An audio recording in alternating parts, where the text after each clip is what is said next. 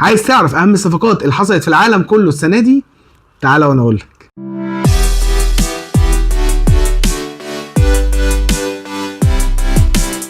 تعال نبدا بالارسنال. في الجون جابت كيبا عشان يكون احتياطي الرايه، وعلى فكره كمان عشان هو كويس في ضربات الجزاء. جابت مدافع من فالنسيا اسمه موسكيرا، وكمان جابت في نص الملعب نورجارد، وجابت زوباميندي عشان يعوضوا جورجينو وبارتي اللي مشوا. جابت مدويكي عشان خاطر مفيش ثقه قوي في مارتينيلي، وطبعا جابت جيوكيريش عشان مركز المهاجم كان ضايع في ارسنال. مانشستر يونايتد جابت كونيا ومبويمو، ودلوقتي هتموت ان هي تجيب سيسكو عشان يبقى كملت الثلاثي الهجومي عشان يقدروا يشيلوها الموسم الجاي. تشيلسي صفقاتها شفناها في كاس العالم سواء مع تشيلسي او مع فرقه تانية زي ديلاب وجواو بيدرو اللي لعبوا مع تشيلسي، او مثلا كمان استيفاو اللي شفناه مع بالمراس، او جيدنز مع بروسيا دورتموند. ليفربول عامله موسم انتقالات تاريخي ما شفناهوش تقريبا من سنين. اخيرا جابت لعيب رقم 10 وهو فيرتز.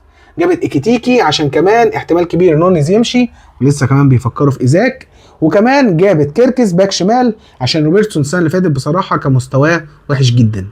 مانشستر سيتي كمان الثلاث صفقات اللي عملوها شفناها معاهم في كاس العالم زي رايندرز، ايت نوري، وكمان رايان شاركي. توتنهام اهم صفقتين عملوهم بالنسبه لي المدرب توماس فرانك اللي جابوه من برينتفورد، والجناح محمد قدوس. وولفرهامبتون عملت صفقتين يعتبر، لارسون اشترت عقده بصفه كامله بعد ما كان اعاره، وكمان جابت ارياس المهاجم اللي احنا شفناه في كاس العالم للانديه مع فلومينينسي. نوتنجهام فورست وبعد رحيل إيلانجا عملوا معجزه وجددوا لمورجان جيبس وايت اللي كان على بعد خطوات من توتنهام، وكمان اشتروا ايجور خيسوس المهاجم اللي احنا شفناه مع بوتافوجو في كاس العالم للانديه. برايتون مش هقول اشتروا مين، هقول مشى منهم مين. مشى منهم جواو بيدرو راح تشيلسي، فيركسون راح روما، وكمان ستوبينان راح ميلان. اعتقد ان دول اهم الصفقات اللي حصلت في الدوري الانجليزي. يلا بينا على الدوري الاسباني. ريال مدريد واهم صفقه عملتها هي تشابي الونسو المدرب، ولما جه اول حاجه طبعا اكيد اتكلم عليها هي الدفاع، وعشان كده اشتروا دين هويسن من بورنموث، وكمان اشتروا الباك الشمال كاريراس من بنفيكا، واشتروا كمان ترينت ارنولد، وما يعتبروش اشتروه، دول جابوه ببلاش عشان عقده خلص. وكمان بعد صراع مع باريس سان جيرمان خدوا الموهبه الارجنتينيه ماستانتونو، اكيد ان شاء الله بقول اسمه صح يعني، وهو موهبه ارجنتينيه عنده 17 سنه، جابوه من ريفر بليت. شفناه في كاس العالم ادى كويس جدا على فكره، بس لما نشوف هيعمل ايه مع ريال مدريد.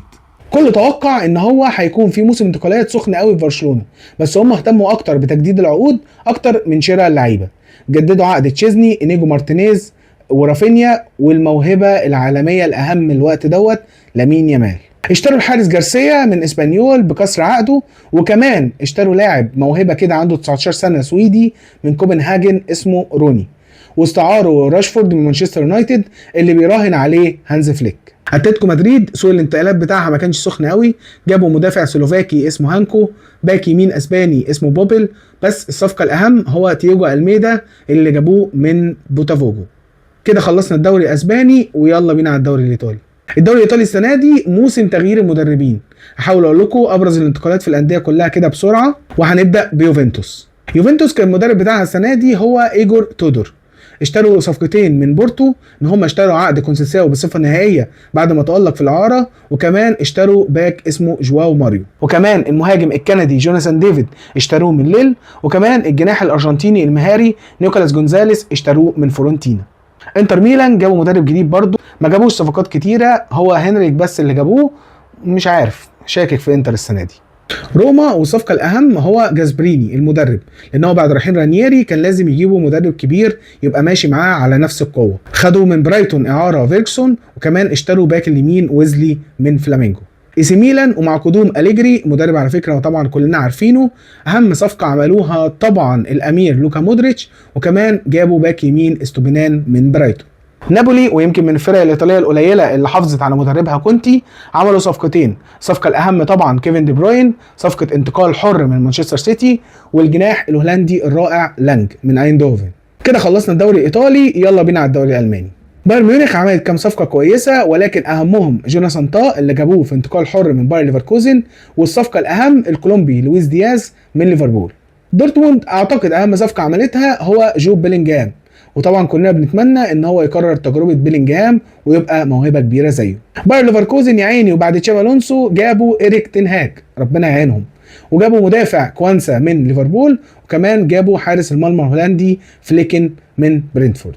كده خلصنا الدوري الالماني، وممكن برضو نروح نتطرق كده سريعا للدوري السعودي اللي تمت فيه صفقتين مهمين جدا برضو، سواء جواو فيليكس للنصر او سيو هرنانديز للهلال. اخر صفقه هتكلم عنها يمكن خارج الدوريات الخمسه الكبرى وكمان خارج الدوري السعودي، وهو اوسيمين اللي اخيرا حقق حلمه ان هو يكمل مع جالاتا سراي. رفض عروض كتير جدا جدا، يمكن اهمها عرض الهلال السعودي، وفضل مصمم ان هو يكمل مع جالاتا سراي، وفي الاخر فعلا يتحقق حلمه ان هو يكمل في تركيا. بكده انا حاولت على قد ما اقدر في فيديو قصير جدا ان انا الم لك كل الصفقات او اهم الصفقات اللي حصلت في العالم كله في الانتقالات الصيفيه السنه دي. اتمنى ان انا اكون فدتكم وزودت لكم معلومات. كان معاكم مصطفى جمال الفوتبول شيف.